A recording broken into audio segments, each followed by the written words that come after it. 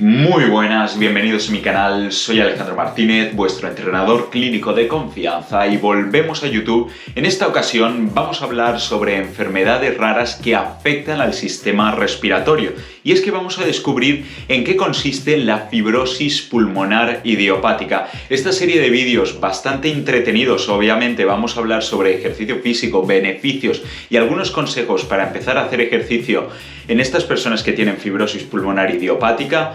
Este vídeo se lo dedico a mi abuela, que desgraciadamente tiene esta patología, pero vamos a ayudarla y vamos a ayudar también a todas aquellas personas que están aquí dedicando su tiempo a escuchar y a aprender sobre enfermedades crónicas y ejercicio físico. Así que dentro, vídeo. En el nombre de esta enfermedad ya podemos obtener algunas pistas.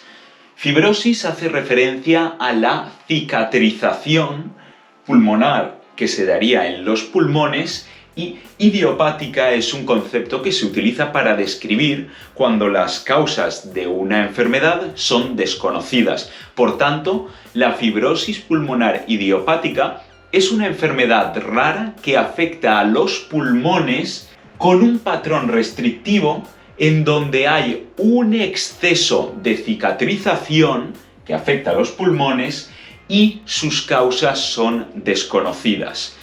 También es importante recalcar que la fibrosis idiopática pulmonar es diferente a la fibrosis quística pulmonar y aunque esta también es una enfermedad rara, tienen sus diferencias, aunque no vamos a entrar en detalle en este vídeo. Esta enfermedad aparece generalmente en personas mayores y se ha visto que la media de edad es en torno a los 66 años. Se estima que habría en torno a unos 5 millones de personas que padecen esta enfermedad a nivel mundial. Eso sería aproximadamente entre 1 a 5 personas por cada 10.000 personas. También se cree que afectaría más a los hombres que a las mujeres. Lamentablemente desconocemos las causas que llevan a que esta enfermedad se desarrolle. Sin embargo, los científicos han llegado a la conclusión, por el momento, de que esta enfermedad sería una combinación de factores ambientales como por ejemplo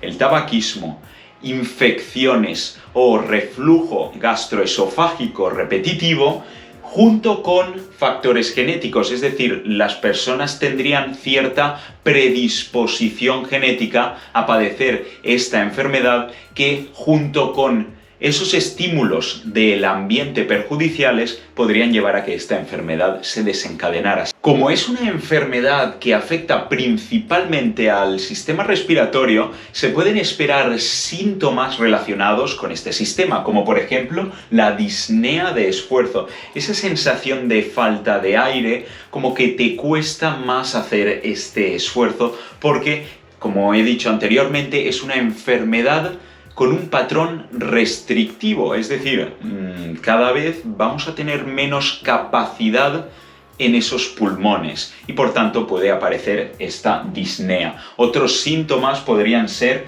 la tos seca o el cansancio. Al tratarse de una enfermedad rara, normalmente las personas suelen estar preocupadas por los nuevos tratamientos que pueden surgir en relación a una enfermedad dada. En el caso de la fibrosis pulmonar idiopática, existen tratamientos farmacológicos y no farmacológicos. Los tratamientos farmacológicos que se han visto que son seguros y eficaces para esta enfermedad serían la pifenidona y el nintedanib. Estos fármacos actúan reduciendo la fibrosis o también actuando sobre procesos que están relacionados con esta fibrosis. Por otra parte, respecto a las estrategias no farmacológicas, sería muy interesante no fumar en las personas que son fumadoras, vacunarse frente al neumococo y la influenza, ya que pueden haber infecciones en los pulmones por estas bacterias, hacer ejercicio físico y someterse a un tratamiento de rehabilitación pulmonar y, en algunos casos avanzados, valorar el trasplante de pulmón. La fibrosis pulmonar idiopática empieza a desarrollarse en un lugar muy específico del sistema respiratorio, Aquí os he representado el final de ese sistema respiratorio, en donde tenemos un par de pulmones y dentro de esos pulmones hay ramificaciones conocidas como bronquios y bronquiolos. Al final de esos bronquiolos encontramos los conocidos como alveolos. Tenemos muchísimos alveolos y su función principal es el intercambio de gases que conocemos como CO2 o dióxido de carbono y oxígeno. En estos alveolos también tenemos células especializadas que cumplen una serie de funciones, sin embargo no vamos a desarrollarlas en este vídeo. Podemos encontrar células conocidas como neumocitos de tipo 1 y de tipo 2. Si vamos más allá de los alveolos, existe un espacio conocido como intersticio, también muy importante en el desarrollo de esta enfermedad. En el intersticio tenemos algo conocido como matriz extracelular, también tenemos a los macrófagos, que son unas células del sistema inmunológico que van comiendo bichitos, por así decirlo, y también tenemos los fibroblastos, que son unas células encargadas de producir ese tejido posteriormente cicatrizal. Y finalmente, para completar este proceso, tendríamos que pasarnos al sistema cardiovascular, a unos vasos sanguíneos microscópicos conocidos como capilares. A partir de aquí, pues, el oxígeno y el CO2 ya podrían traspasar a la sangre o salir de la sangre de forma adecuada. Sin embargo, ¿qué es lo que sucede para que todo este proceso lleve a esta patología conocida como fibrosis pulmonar idiopática? Tenemos estímulos desconocidos que van a impactar directamente sobre las células que se encuentran en el alvéolo y también en el intersticio. Y esto lo que va a hacer es que se den una serie de procesos que involucran a células y moléculas muy complejas y que aquí he resumido, y todo esto va a llevar a todas esas consecuencias que tiene esta enfermedad pulmonar. En este caso, lo que sucede es que la matriz extracelular se encuentra en esta zona roja, en el intersticio. Va a empezar a hacerse más gruesa, va a disminuir el intercambio entre dióxido de carbono y oxígeno, porque pensad que en esta zona es donde se da el intercambio de gases, es decir, por aquí está entrando y saliendo el oxígeno y el CO2, y como toda esta zona roja es más gruesa, ese proceso se va a ver entorpecido. Además, como consecuencia de que se está acumulando tejido cicatrizal, la rigidez en los pulmones cada vez va a ser mayor. Y en tercer lugar, otro punto también muy interesante es que la cantidad de oxígeno y de CO2 que se está manejando en el sistema circulatorio va a ir variando. Una de las mejores herramientas que tenemos los entrenadores para aprender sobre las personas, en este caso que tienen fibrosis pulmonar idiopática, son las pruebas de función pulmonar.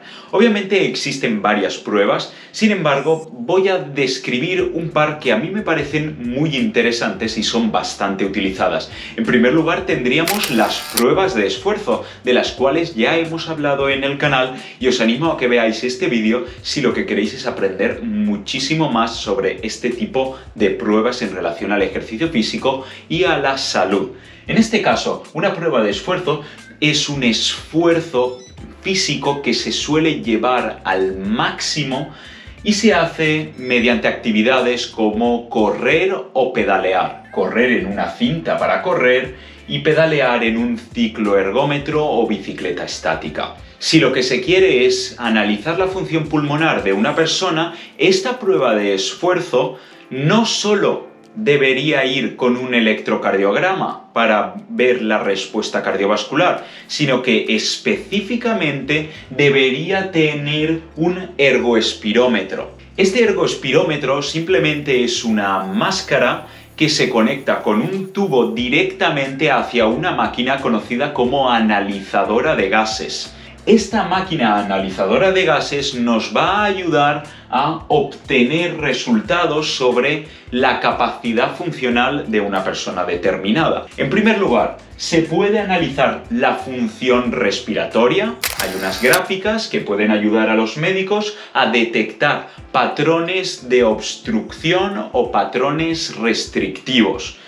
En segundo lugar, hay otras gráficas relacionadas con la eficiencia ventilatoria, también para el sistema respiratorio, en donde se puede ver la relación que existe entre la perfusión y la ventilación. La perfusión hace referencia a todo ese flujo de sangre que van por los capilares y la ventilación hace referencia al flujo de aire que va entrando y saliendo de esos alvéolos. Y por otra parte, en referencia al sistema cardiovascular, se puede ver su respuesta para obtener datos sobre el gasto cardíaco o el consumo de oxígeno. También muy interesantes en relación a la salud, el ejercicio físico y a muchas patologías crónicas.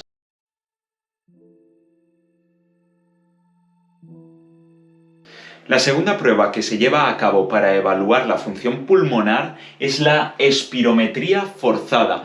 Esta es una prueba que se hace en reposo, sentado, en la cual nosotros vamos a respirar por una boquilla que va a estar conectada a una máquina analizadora de estos gases.